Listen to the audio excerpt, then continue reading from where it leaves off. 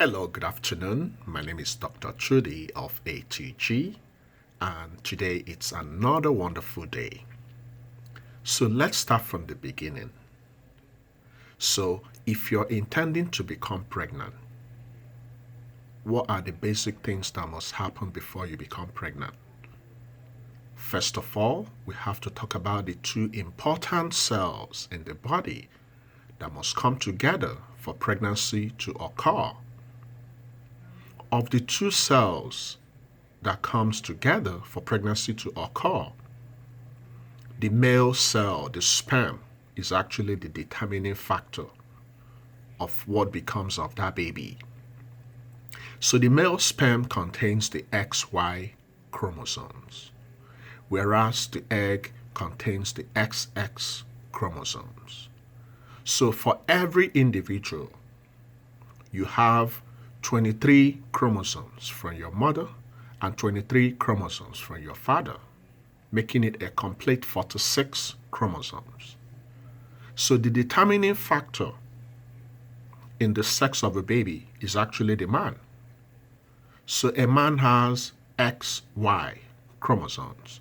The Y chromosome is the male determining factor. So if the father contributes the Y chromosomes and the mother contributes only X chromosome because she has two X chromosomes, then the baby will eventually become a boy.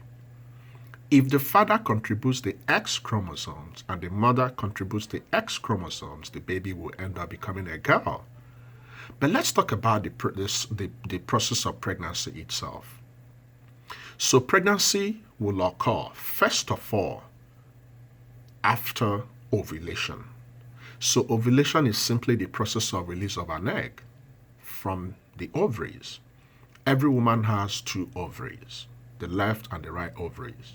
So once in a month, which coincides with your cycle, the regular cycle out there, which is commoner, is 28-day cycle. So about the mid period of your cycle, which is 14-day, you will release an egg, or in some situations you release two eggs, which might end up leading to multiple pregnancy, which the commonest type of multiple pregnancy is twin pregnancy.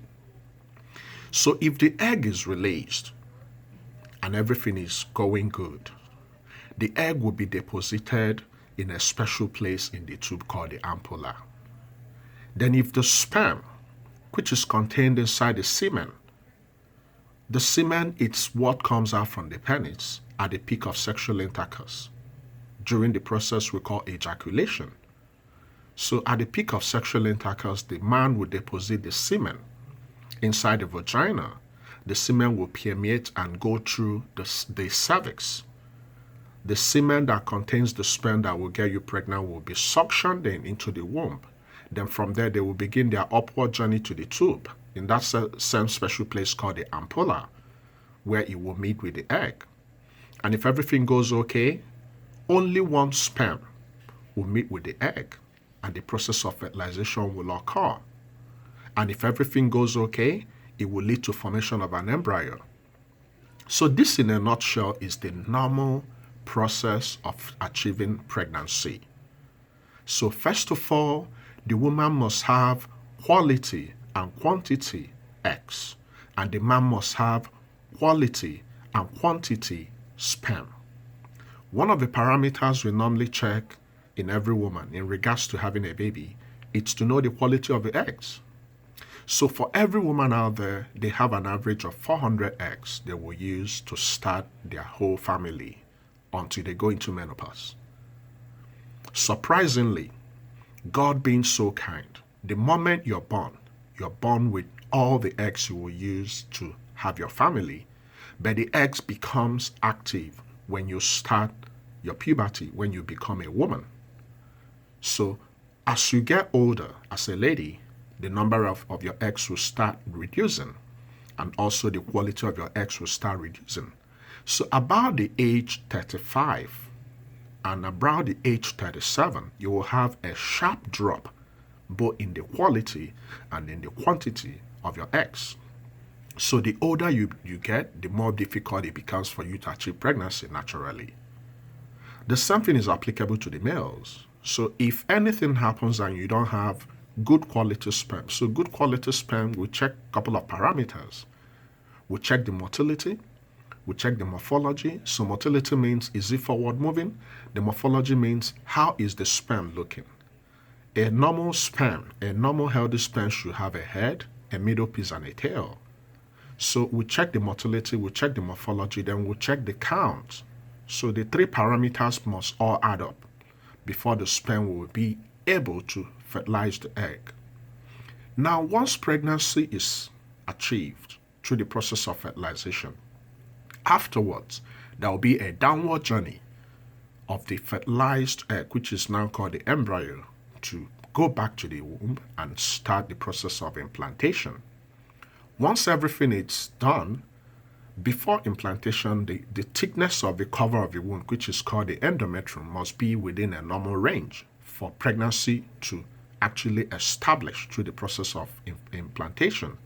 So if everything goes okay and the egg got fertilized in the ampulla, the process of descent of the fertilized egg, happened okay, the womb is okay, then pregnancy will start developing in the womb.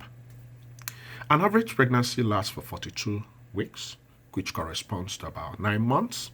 So at the end of the 42 weeks, the woman will go into labor. When labor starts, it has different phases. The essence of labor is to expel the baby from your womb. When labor starts, the surface of the cervix will start becoming soft and it will start opening. Normally in pregnancy, once pregnancy is confirmed, the cervix is supposed to be closed. Anything that opens the cervix will lead to premature delivery of the baby. So this in a nutshell, it's pretty much what pregnancy is all about. So if anything happens in the pathway I just mentioned, it might lead to delay in your ability to become pregnant. But everything I explained is the elementary process of achieving pregnancy.